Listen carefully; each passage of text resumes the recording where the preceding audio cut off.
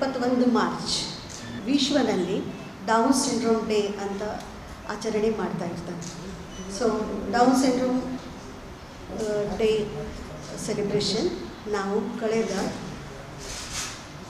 11 ವರ್ಷದಿಂದ ಮಾಡ್ತಾ ಇದ್ದೀವಿ ನಮ್ಮ ಆಸ್ಪತ್ರೆಯಲ್ಲಿ. ಈ ಬಾರಿ ನಮ್ಮದು 12ನೇ ವರ್ಷ ಇದು ದಿನಾಚರಣೆ ಮಾಡೋದು. ಕಾರಣ ಏನದಂದರೆ ಡೌನ್ ಸಿಂಡ್ರೋಮ್ ಅಂದರೆ ಒಂದು ನಮೂನದು ಬುದ್ಧಿಮಾಂದ್ಯತೆ. ಈ ಥರ ಬುದ್ಧಿಮಾಂದ್ಯ ಮಗು ಹುಟ್ಟಿದರೆ ಆ ಮಗುವಿಗೆ ಮಾನಸಿಕ ಇರಲಿ ಅಥವಾ ಶಾರೀರಿಕ ಇರಲಿ ಸ್ವಲ್ಪ ಅನಾರೋಗ್ಯ ಇರುತ್ತೆ.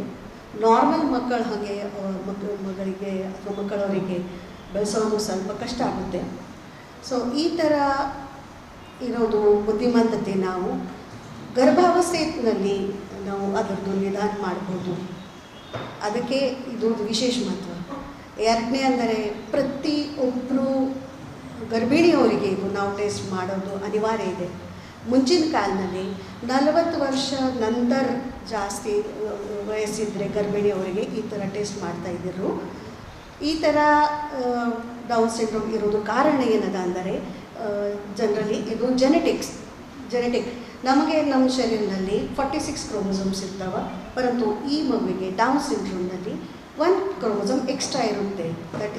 ಅದು ಯಾವ ಕ್ರೋಮೋಸೋಮ್ ನಂಬರ್ ಮೇಲೆ ಅಂದರೆ 21ನೇ ಕ್ರೋಮೋಸೋಮ್ ನಂಬರ್ ಮೇಲೆ ಇನ್ನು ಒಂದು ಎಕ್ಸ್ಟ್ರಾ ಕ್ರೋಮೋಸೋಮ್ ಇರೋದ್ರಿಂದ ಇದಕ್ಕೆ ಟ್ರೈಸೋಮಿ 21 ಅಥವಾ ಡೌನ್ ಸಿಂಡ್ರೋಮ್ ಅಂತ ಹೇಳ್ತಾ ಇರ್ತೀವಿ.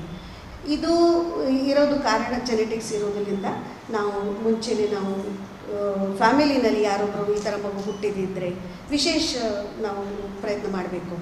ಗರ್ಭಜಲ ಪರೀಕ್ಷೆ ಅಂದರೆ ಆಮ್ನಿಯೋಸೆಂಟೆಸಿಸ್ ಇದು ವಿಶೇಷ ಸ್ಕಿಲ್ಡ್ ಪ್ರೊಸೀಜರ್. ನಮಗೆ ತುಂಬ ಸಂತೋಷ ಆಗ್ತಾ ಇದೆ. ಗುಲ್ಬರ್ಗಾದಲ್ಲಿ ದೇವತಾ ಆಸ್ಪತ್ರೆ ಇದು first hospital to offer this facility. ಇದಕ್ಕಿಂತ ಮುಂಚೆ ಪೇಷಂಟ್ ಅವರಿಗೆ ಹೈದರಾಬಾದ್, ಮುಂಬೈ ಅಥವಾ ಬ್ಯಾಂಗ್ಳೂರ್ ಹೋಗಬೇಕಾಗ್ತಿತ್ತು.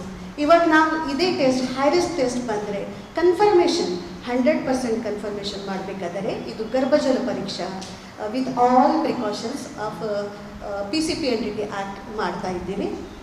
ಇದರಿಂದ ಕೆಲವು ಪೇಷಂಟ್ ಅವರಿಗೆ ಹೈ ರಿಸ್ಕ್ ಅಂತ ರಿಪೋರ್ಟ್ ಬಂದರೆ ಅವರು ಫ್ಯಾಮಿಲಿಗೆ ಡಿಸಿಷನ್ ತೊಗೊಳ್ಳಿಕ್ಕೆ ಸುಲಭ ಆಗ್ತದೆ. ಇಂಥದ ಮಗುವಿಗೆ ನಾವು ಜನ್ಮ ಕೊಡಬೇಕು ಬೇಡ ಅಂತ ಅವರಿಗೆ ಇದು ಒಂದು ಆಪ್ಷನ್ ಸಿಗುತ್ತೆ.